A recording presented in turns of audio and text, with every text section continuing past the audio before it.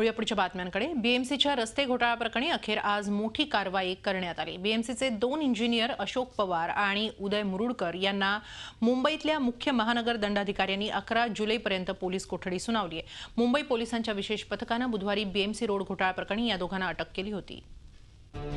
BMC रस्ते घोटाळा प्रकरणी महापालिकेचे इंजिनियर अशोक पवार आणि उदय मुरुडकर यांची अखेर पोलीस कोठडीत रवानगी झाली आहे। संजय देशमुख यांच्या चौकशी समितीने दिलेल्या अहवालानुसार अशोक पवार आणि उदय मुरुडकर यांना निलंबित करण्यात आले।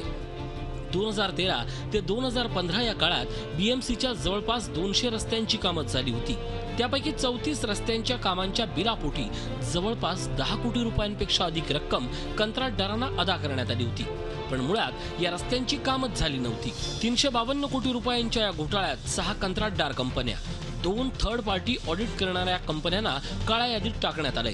या कंपन्यांच्या 22 कर्मचाऱ्यांना याआधीच अटक करण्यात आली आहे। त्यानंतर लोकायुक्तांनी पालिका अधिकाऱ्यांवर का कारवाई होत नाही असा सवाल केला होता।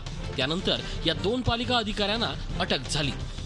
मात्र आता विरोधी पक्षांनी या प्रकरणी स्थायी समिती अध्यक्ष यशोधर फणसे यांच्या राजीनाम्याची मागणी केली आहे। शिवसेना आणि भारतीय जनता पक्षाची जे प्रशासन इथे चालवत आहे त्यांच्यावर त्यांचा अंकुश राहिलेला नाहीये आणि येन केन प्रकारे असे टिंटेड जे कॉन्ट्रॅक्टर आहेत जे यांच्यावर दोष ठेवण्यात आले, ज्यांच्यावर ठपका ठेवण्यात आहे, त्या कॉन्ट्रॅक्टरला मदत करण्याचं काम भारतीय जनता पक्ष आणि शिवसेना करत आहे। हे अगदी आज सभागृहामध्ये स्पष्ट झालेलं आहे। या घोटाळा प्रकरणात वरिष्ठ अधिकारी जरी ते IAS असतील तरी त्यांच्यावरती कारवाई झाली पाहिजे ही भारतीय जनता पक्षाची मागणी आहे। आता ब्लॅकलिस्ट केलं आणि FIR दर्ज केला आणि त्यांना शोकास नोटीस देणं ह्याचाच अर्थ झाला ना की तो दोषी आहे, मग त्याला पुन्हा आपण काम द्यायचं? हे प्रशासनाने द्यायलाच नाही पाहिजे। ही सर्वस्व चूक प्रशासनाची आहे। दरम्यान रस्ते घोटाळ्यांमध्ये पालिकेचे माजी अतिरिक्त आयुक्त SVR श्रीनिवासन यांच्यावरही रोख आहे। त्यांच्यावरही कारवाई होण्याची शक्यता आहे। पालिका आयुक्तांनी तसे संकेत दिले। श्रीनिवासन यांच्यावर कारवाई झाल्यास पालिकेच्या इतिहासात IAS अधिकाऱ्यांवर कारवाई होण्याची ही पहिलीच वेळ असेल।